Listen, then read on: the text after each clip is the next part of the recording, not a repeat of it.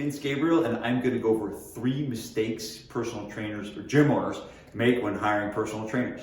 I am also the author of the 364 method. It's a hiring book. I think it's one of the only hiring books ever made for specific to the gym industry. So let's get into it. So number 1, the biggest mistake that gym owners are making, hiring experienced trainers. So I had a conversation with a gym owner from Canada recently, and he was saying, I just can't find any great trainers.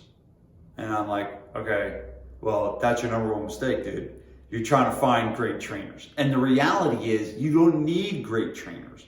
When you hire the trainer that's got alphabet soup next to their name and they got all these certifications and all of that, they're gonna come in and they're gonna wanna do what they wanna do. They're not gonna wanna follow the system and the way that you train, and they're gonna be the ones that wanna get paid tons of money, like way more money than they probably really deserve. And they're gonna be the ones that wanna come and do things their way. So why do you want to deal with that? And so I have always taken trainers with very minimal experience, meaning they've had maybe 1 job for a couple years, and then I've been able to mold them into exactly the way I want them to be. Little clones of Vince Gabriel running around. It's really cool.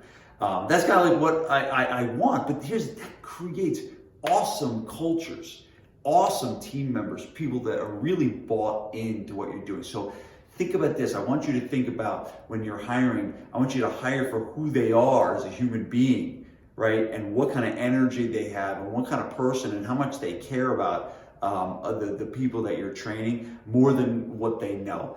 Guys, this ain't rocket science, okay? You can teach them what they need to know. You can teach them how to teach a squat, you can teach them, but you can't teach them to care. You can't teach them to really be really good with people. So this is really, so stop hiring and looking for experienced trainers. You don't need them. One of my good buddies, Frank Nash, goes out and he gets all of his trainers from his client base that he trains. So you could do that too. But the reality is you don't need experienced trainers. Go out and find great people and turn them into great trainers. Okay, so that's number 1. Second thing, not having a pipeline. Not having a pipeline. I had talking to another gym owner, different gym owner, and he said, oh man, I was doing great. I had 2 trainers working for me, and I was, had the mornings off, and it was really great. And then all of a sudden they both quit on the same day. And I was like, boom, right back into the trenches. I got to the gym at 5 o'clock, worked till 10, had a 2-hour break, and then went back to the gym from 4 to 9 or whatever it was. And he's like, I'm just fried, I'm spent, I'm done. And the reality was he did not have a pipeline, right? He did not have someone that he could call and then said, hey, I know you did an internship here, or hey, I know you've had, you've worked with us before, or something like that. There was no pipeline. There was no one he could have called. There was no one he could have said, this is what I need. He just was like starting from ground zero to try and find a new trainer. So in building your pipeline, there's a couple of things you want to do. 1, you got to have an internship program. I'm sure there's universities around your area that have internships that are looking for spots to host their interns. That's just a no-brainer. Go out and call all the local colleges and go do it. The second thing is an apprenticeship program where you can actually create like an adult personal training apprenticeship where you can even talk to some of your members about learning the ropes of becoming a personal trainer for 3 months and then seeing if they're a good fit. So there's tons of ways to do this, but the reality is if you have 2 trainers go down, you need some kind of a feeder system or a pipeline that's going to bring people in, because it takes too long. It does take time to get people ready to go. And if you have people in the pipeline, it's going to be much easier for you to not be all crazy when you do lose 2 trainers. Hopefully that never happens to you, but you need to be building that pipeline, especially if you want to open up multiple locations. Okay, number 3 is having a bad onboarding process. That's number 3. There was a study, I'm going to butcher where, I think it was Harvard, one of those things. Right? So there was a study done that said that people decide if they're going to stay at a job in the first 90 days.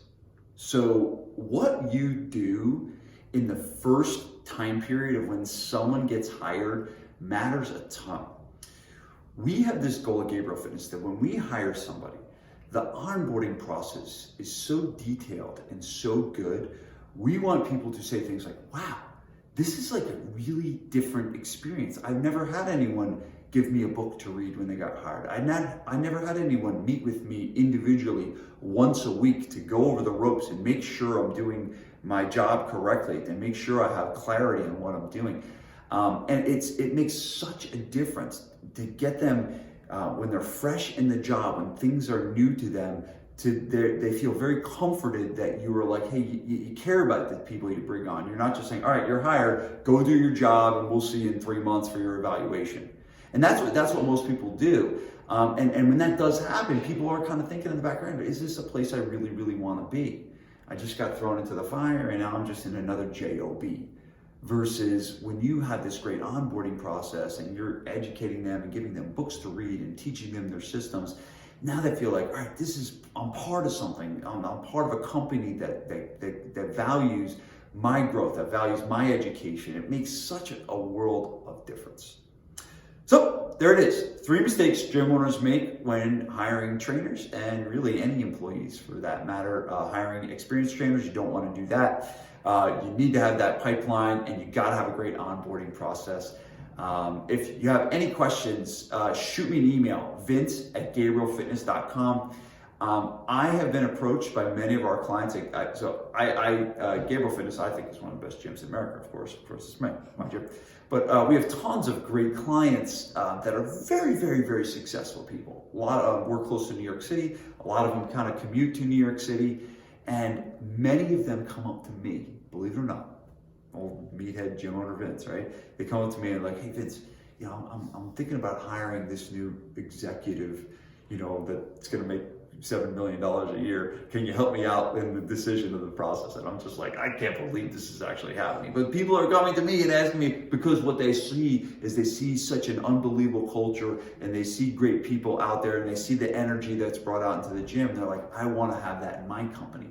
So it doesn't matter how much money they make. It really matters in how good you are at putting a great squad out on your floor. It makes all the difference in the world. And if you are looking for something to free you up, a great team is the number one thing that's going to do that. So hopefully this was helpful. Shoot me an email, vince@gabrielfitness.com, and I'll see you soon. Thanks.